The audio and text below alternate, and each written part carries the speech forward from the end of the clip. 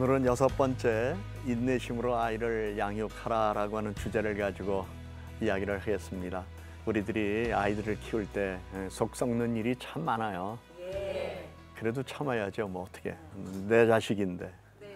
남이 뭐라고 그래도 내 자식은 내가 키우는 거거든요. 그렇기 때문에 부모님들은 자녀들에 대해서 오래 참는 마음을 갖고 사랑으로 잘 양육을 해야 되거든요. 성경에 이런 말씀이 있어요. 인내를 온전히 이루라. 이는 너희를 온전하고 구비하여 조금도 부족함이 없게 하려 함이라. 인내를 온전히 이루는 우리의 삶 속에 부족함이 없는 삶을 하나님께서는 주시겠다는 약속이죠. 그래서 누가 그러대요. 시집 보낼 때 떠날 때 참을 인자 석장을 줬다고 그래요. 힘들고 어려울 때 한 장 열어봐라. 참아야 되는구나. 그래서 고비고비 살면서 크게 어렵다고 생각하는 것 3번만 참으면 인생 다 산다. 그렇게 이야기를 했다고 해요. 일리 있는 얘기예요. 근데 어릴 때 자녀들에게 본인이 시련을 이길 수 있는 힘도 키워줘야 하지만 사실은 바라보는 부모들의 마음에 인내심이 있어야 되거든요. 그렇다면 우리가 어떻게 해야 되겠습니까? 유대인들로부터 배울 수 있는 용어가 하나 있어요. 히브리어로 사블라누트, 인내심을 가지라는 건데요. 이들은 속상할 때 엄마들이 스스로 외운대요. 사블라누트. 근데 이거 발음 잘못하면 좀 이상해져요. 그래서 아이들 때문에 막 힘들어할 때 그냥 하나님을 향하는 마음을 갖고 우리가 늘 오 주여 주님 하듯이 그들은 사블라누트 속으로 새긴답니다.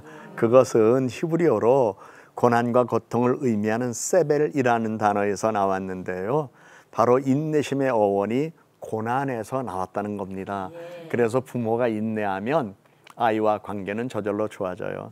우리가 자녀들을 키우면서 경험한 일이지만 아이가 어떤 잘못을 범했어요. 화나면 나는 스트레스가 풀린 것 같아.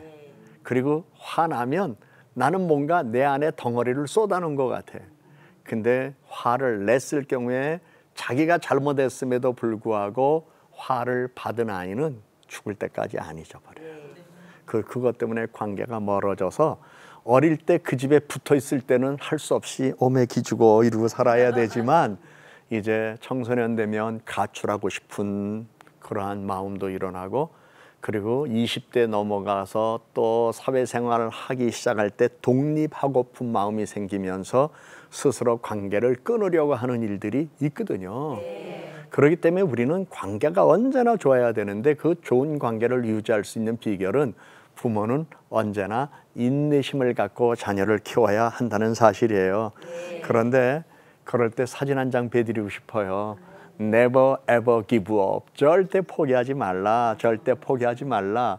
저는 가끔 이 사진을, 이 그림을 보면서 저 깨구리가 왜 내가 죽어? 너 죽고 나 살자. 글쎄요, 너 죽고 나 살자라는 표현은 좀 그렇고요. 황새가 깨구리를 잡아서 딱 한 입에 집에 삼키려고 했더니 나는 절대 못 죽어. 그러고서 황새의 목을 꽉 어느 분이 저 사파를 그렸는지 우리에게 많은 도전을 줬는데 뭐냐 하면 절대로 죽을 일 생겨도 포기하지 말라. 그러면서 저는 그 부모님들에게 이런 이야기를 드리고 싶어요. 저런 그림 한 장만 머릿속에 기억하고 그리고 상황 속에서 정말 화가 나서 미칠 정도가 되었을 때에 내가 참아야지. 그런 마음만 가지면 얼마나 좋겠어요. 저는 그런 마음가짐을 여러분들이 갖기를 원하면서 제 사진을 한 장 보여드리려고 그래요. 어떤 분이 나보러 그러대 대통령 포스라고. 야, 이거 어딘지 아시겠어요? 아부다비에 있는 아크 부대예요. 우리나라에서 파병된 분들이 계신 건데 저기에 강연하러 간 적이 있었어요. 그때 거기 부대장님하고 그 관계되신 분들이 이제 안내해 주시는 그러한 장면인데요. 저는 개인적으로 많은 사진이 있지만 이 사진은 왠지 나에게 프라이드를 줘. 대통령 포스 같아서.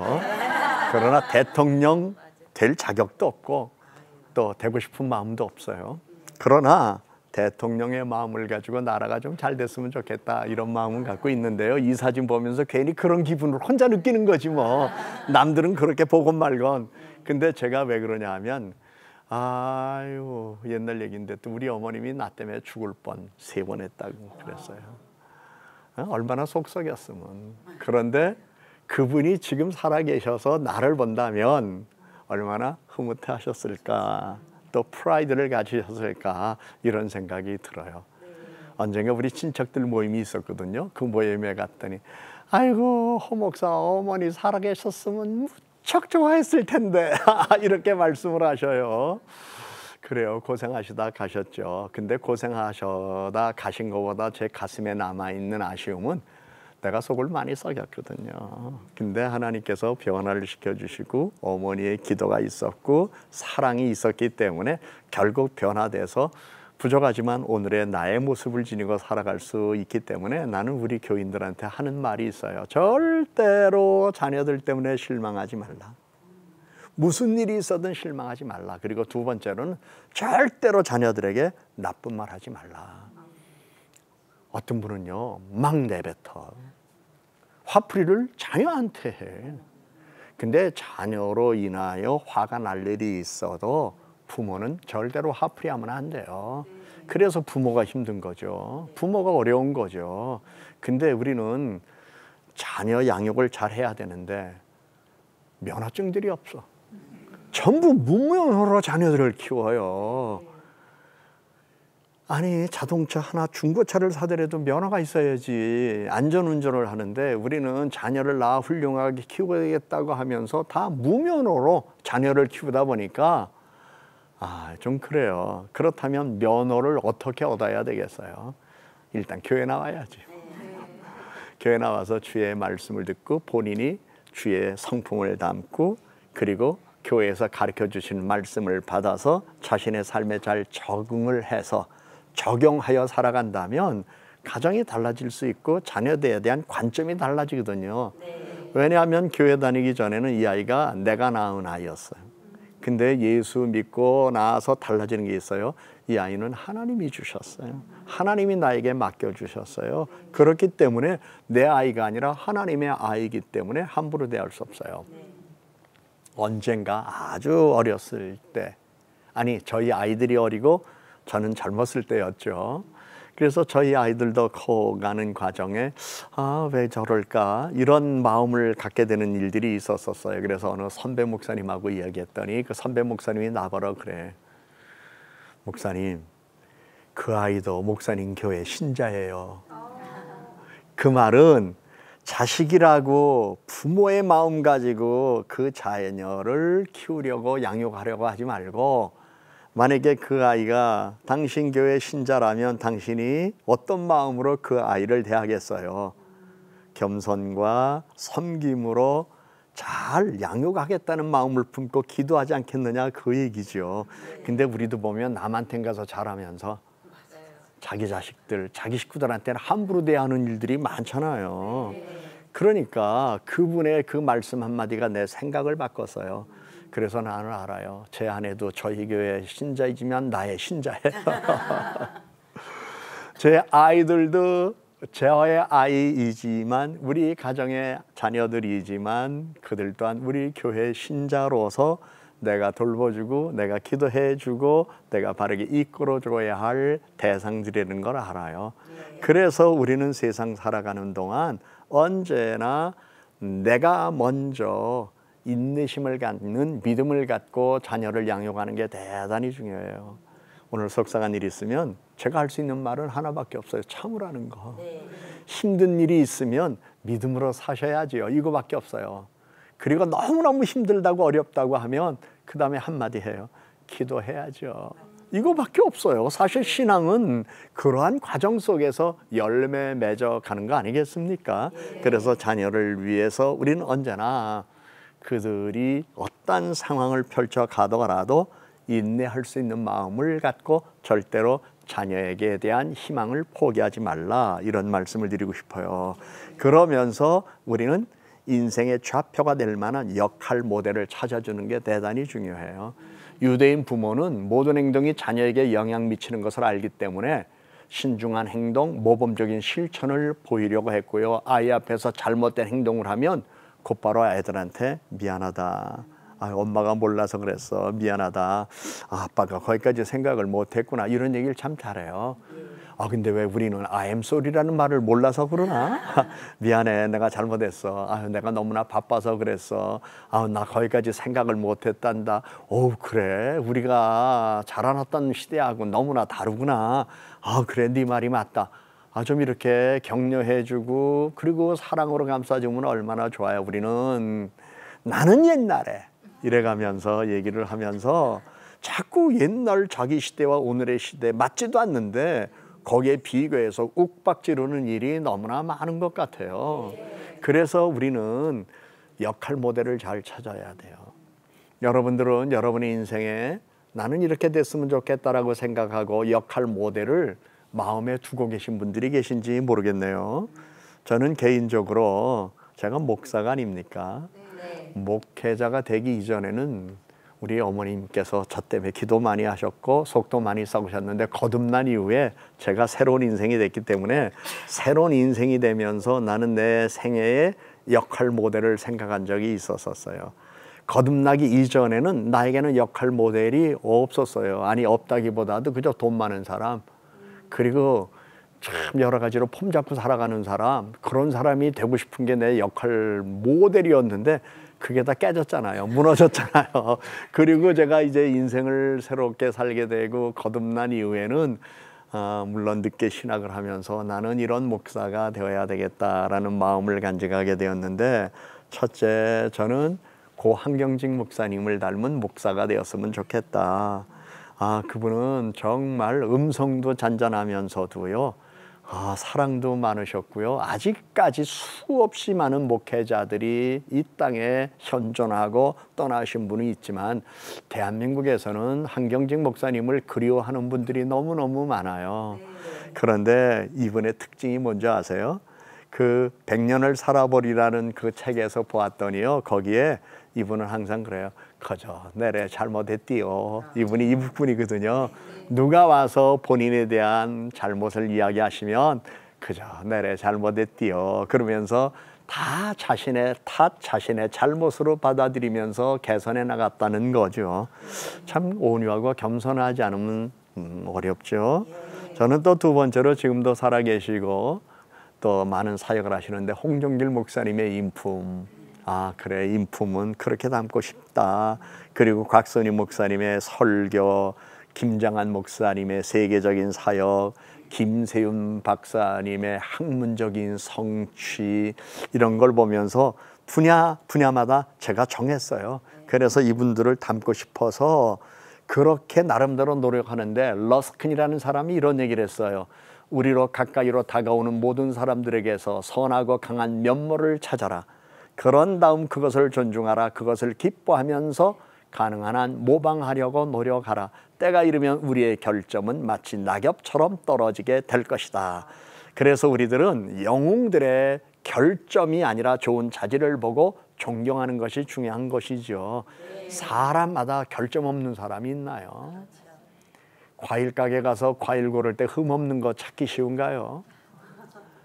우리는 누구에게나 흠과 결점이 있죠. 약점이 있죠. 근데 어떤 사람은 꼭 그것만 보고 꼬집어서 비판해. 그리고 비난해. 그 사람들은 거의 부정적 사고를 가진 사람들이에요. 그런데 긍정적 사고를 가진 사람들은 그렇지 않아요. 좋은 점을 보고 좋은 점을 배워요. 좀 전에도 말씀드렸던 한경직 목사님이나 홍정길 목사님, 곽선희 목사님, 김장한 목사님, 김세윤 박사님, 이분들 보면 참 훌륭한데 이건 아닌데 라고 생각할 수 있는 일이 왜 없겠습니까? 그런데 그건 내 생각으로 그렇게 보는 거지, 그분의 삶의 지향점에서는 그게 그렇게 큰 걸림이나 문제가 되지 않거든요.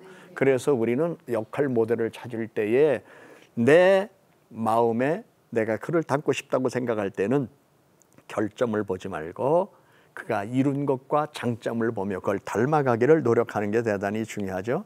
그래서 저는 신학대학 다닐 때는 수요일마다 영락교회 가서 한경직 목사님들 설교를 듣고 그랬었어요. 그리고 또 홍정길 목사님도 제가 저희 교회 초청해서 같이 이렇게 한마디라도 듣고 배우려고 했었고요. 또 곽선희 목사님 또 군성교회 관련 일하면서 제가 상도 받기도 하는 일도 있었고요. 김장한 목사님 그 현직에 계실 때 수원중앙침례교회 우리 성가대원들과 다 함께 초청받아 가서 거기서 우리가 예배를 같이 드리는 일도 있었고요. 김세윤 박사님한테는 제가 지도를 받으면서 공부를 했기 때문에 학위를 받으면서 이렇게 함께하는 시간이 있었거든요. 왜 이런 사진을 보여드리는 걸까요? 내 마음의 역할 모델을 정해놓고 그를 닮기를 원하면 닮아간다는 거예요. 그래서 닮아가는 기쁨이 있는데 그 역할을 잘 해주신 분이 있어요. 여러분 혹시 영화배우 남궁원 씨 아세요? 정말 잘생겼어요. 어느 날 공항에서 만났는데 만나려고 만난 건 아니고 공항에 갔는데 저기서 이렇게 오는데 이야 내가 봐도 반하겠어요. 진짜 키도 크고 외모도 그렇고 진짜 잘생겼는데 나는 이분이 영화배우다라는 사실만 알았었는데 이후에 제가 관계된 책을 보다가 아야 이분이 이런 멋진 점이 있었구나, 이 가정이 이런 가정이었구나라는 것을 뒤늦게 알게 됐어요. 이분이 세 자녀를 잘 키웠는데요. 제가 당시에 쉐마라고 하는 것을 공부하게 될 때에 거기에 관련된 책들을 보는 가운데 이분에 대한 이야기가 있었는데요. 이 남궁원, 양춘자 이 두 분이 신앙생활을 잘하는데 아이들도 신앙으로 키우는 거예요. 그러면서 어떤 일이 있었는가 하니 그의 아들 홍종욱 씨가 현재 헤럴드 및 올가니카의 회장인데 중학교 2학년, 중학교 때 미국으로 유학 갔고 미국에서 로스쿨을 졸업하고 미국에서 투자금융가로 일했고 2001년 귀국에 헤럴드 인수했고 2008년에 총선에 출마해서 국회의원을 지낸 바도 있어요. 지금은 이제 사업을 하고 계시지만 그 외에 딸들도 있는데 얼마나 훌륭하게 잘 키웠는지 그 내용이 신한계 1993년 7월호에 소개된 바도 있었어요. 그런데 이분이 배우로서 얼마나 바쁩니까? 그런데 자기는 아이들이 어릴 때 아이들과의 대화를 위해서 항상 어떤 영화를 내가 촬영하고 있다는 걸 아이들한테 스토리, 이야기를 다 해준다고 합니다. 그러면서 아이들도 학교에서 있었던 이야기를 아빠, 엄마한테 다 이야기를 했다는 거예요. 그러면서 얼마나 성실했는지 아무리 영화 촬영 스케줄이 바빠도 저녁 식사는 꼭 아이들과 함께 했다는 거예요. 여러분 영화 배우가 저녁 식사를 아이와 함께 하는 것 쉽지 않죠? 네. 우리 목회자들도 가족과 함께 식사하는 거 쉽지 않아요. 사업하는 분들도 쉽지 않아요. 그런데 그렇게 했다는 거예요. 그리고 한 주에 한 번은 목회자들에게 부탁을 했대요. 목사님, 세상에서 아이들을 공부 잘 시키기 위하여 가액 공부도 시키는데 우리 아이들에겐 한 주에 한 번 성경 공부를 좀 시켜주십시오. 그래서 나도 처음 알았어요. 이런 단어, 성경 과외 공부. 한번 관심 가질 필요가 있지 않아요? 아니 수학, 영어는 과외 공부 시키면서 심지어 요새는 농구도 과외 공부 시키대. 그런데 성경은 교회 들고만 다녀요. 그리고 요새 들고도 안 다녀. 그냥 스마트폰 가지고 이거. 근데 그것만 하는 게 아니라 그거 하면서 앱을 넘겨가지고 딴 거예요. 예배 시간에도. 정말 이분들은 성경 과외 공부를 시켰대요. 그러면서 아이들을 한 번도 과외 공부 시키지 않았답니다. 요즘 우리는 아이들 학원 보내면서 아이들 혹사시키잖아요. 공부 잘하는 것도 중요하지만 중요한 것은 정신적인 교육이 더 중요하다는 거였어요. 그래서 우리 기독교와 양립할 수 있는 영웅들이 됐는데 이 샬롯 메이슨이라고 하는 사람이 한 이야기들 가운데 생각할 것은 결국 신앙생활과 사회생활은 밀접하게 섞여 있는데 우리 인간은 모두 다 믿음을 가지고 태어난다. 그런데 믿음을 가지고 태어나는 우리 인간들을 어떤 사람으로 만들 것이냐, 그것은 눈으로 보고 배운다는 거예요. 먼저. 그러면서 우리 자녀들이 네가 좋아하는 사람이 누구냐? 근데 또 요새 우리 아이들이 좋아하는 사람들을 찾아보면 대부분 한류 스타들이에요. 네. 우리는 이름도 모르겠고 노래 불러도 그게 영어인지 우리나라 말인지 이스라엘 말인지 히브리 말인지 알아듣지도 못해서 이게 청각에 문제가 있는가 그랬더니 그게 아니라 요새는 그렇게 말의 속도가 빨라진 거예요. 그리고 그 내용을 보면 너무 자극적이에요. 너무 노전적이에요. 그래서 동심을 키워가는 게 없이 그저 난 네 거 오늘 밤 어쩌고 저쩌고 이런 것들만 주로 있는데 어린 아이들이 그런 걸 막 부른단 말이죠. 그런 걸 보면 우리가 아이들에게 역할 모델을 어떤 사람으로 가슴에 심어줄 건가. 훌륭한 목회자도 좋고 훌륭한 간호사도 좋고 훌륭한 교수도 좋고 훌륭한 전문인도 좋죠. 자기가 하고 싶은 일, 예술가도 좋고요. 그 사람을 가슴에 두고 나도 저렇게 되고 싶다라고 하는 도전이 있어야 될 거 아니겠어요? 근데 요즘 아이들은 그렇게 좋아하는 사람이 별로 없다고들 그래요. 이게 누구에게 문제가 있을까요? 부모에게 문제가 있고 가정에 문제가 있죠. 성경 안에는 우리가 좋아할 사람이 얼마나 많습니까? 그리고 신앙으로도 세상을 이긴 사람들, 자기 일을 빛나게 한 사람들이 얼마나 많습니까? 그래서 우리는 그들에게 좋은 본이 될 수 있는 사람을 추천하고 그들이 만나게 하고. 그래서 어떤 분은 그런 분이 있었어요. 실제로 대구에 사는 분인데 이 아이가 바이올린을 그렇게 좋아하는 거예요. 그러니까 이 아이를 데리고 어느 날 서울에서 연주회가 어느 분이 있었는데 티켓 값도 만만치 않아요. 근데 대구에서 올라온 거예요. 그리고 그 연주를 보여준 거예요. 그리고 그날 밤에도 또 못 내려가요. 그래서 이왕 올라온 김에 그 다음날 그 예술의 전당 이런 데 둘러보면서 야, 너도 이런 데 와서 한번 연주했으면 좋겠다. 그러면 아이에게 꿈을 키워주고 아이에게 엄마가 말했대. 네가 이거 하고 싶다면 나는 내가 할 수 있는 한 뒷바라지 한다. 그 대신 너는 다른 거 말고 이것만 잘하자. 그래서 학원도 몇 개씩 보내는 거 다 줄여버리고 그거 하나에 집중하게 했다는 이런 분도 있어요. 그래요. 내가 하고 싶은 것, 그걸 더 잘하게 하는 것, 그렇게 하도록 하는 게 우리들이 하여야 할 일이 아닐까요? 그러기 위해서는 아이들에게 창의력을 개발해 줘야 돼요. 나는 이렇게 하고 싶다. 그래서 인생을 성공적으로 만들어가는 데 있어서 아이들이 스스로 질문하고 질문에 대한 대답을 찾도록 하는 거죠. 그래서 우리나라 사람들은 아이들을 학교 보낼 때 너 가서 선생님 말 잘 들어라. 오늘 뭐 배웠니? 이것으로 이야기를 마무리할 때가 많은데 유대인들은 너 오늘 학교 가서 선생님한테 질문 많이 해야 된다. 그리고 집에 돌아오면 오늘 무슨 질문했니? 이렇게 묻는데요. 그러니까 방법이 다르잖아요. 배우는 것은 일방적이고 수동적입니다. 하지만 질문한다는 것은 수업에 적극적으로 참여하고 능동적으로 학습한다는 거예요. 제가 대학에 강의를 나갈 때에 학생들한테 이제 수업을 하고 한 15분 정도 남겨놓고 질문하세요. 그러면 한 사람도 안 해요. 그때서 제가 만들어낸 말이 있어요. 맞아요. 원래 강의를 잘하는 교수 앞에는 질문이 없습니다. 그때 제가 그 말을 만들어냈어요. 그리고 15분 동안 그러면 여러분들이 오늘 공부한 것 중에서 꼭 가슴에 담아둬야 할 것 형광펜으로 언더라인을 치세요. 그러면서 그래도 또 질문 있으면 질문하세요. 근데 여태까지나 질문을 몇 개 못 받아봤어요. 그만큼 우리 아이들은 어릴 때부터 질문에 대한 두려움이 있는 것 같아요. 그리고 질문하는 훈련이 안 돼 있는 것 같아요. 교회에서도 그렇잖아요. 성경 공부하면서 궁금한 게 많은데 물어보면 가르치시는 분이 몰라도 돼요. 믿기만 하면 돼요.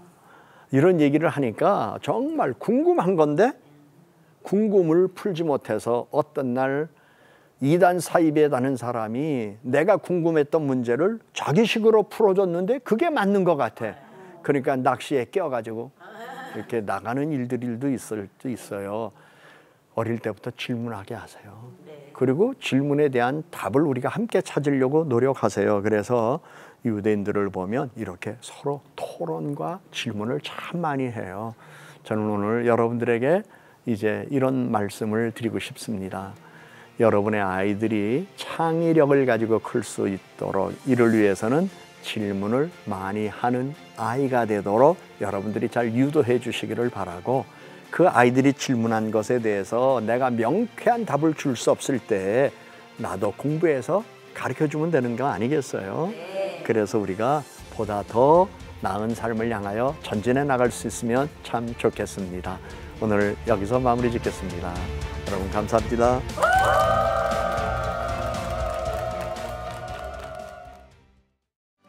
이 프로그램은 CTS 방송가족의 사랑과 후원으로 제작되었습니다. 후원 전화 02-6333-1003번, ARS 060-800-1111번으로 전화 주세요.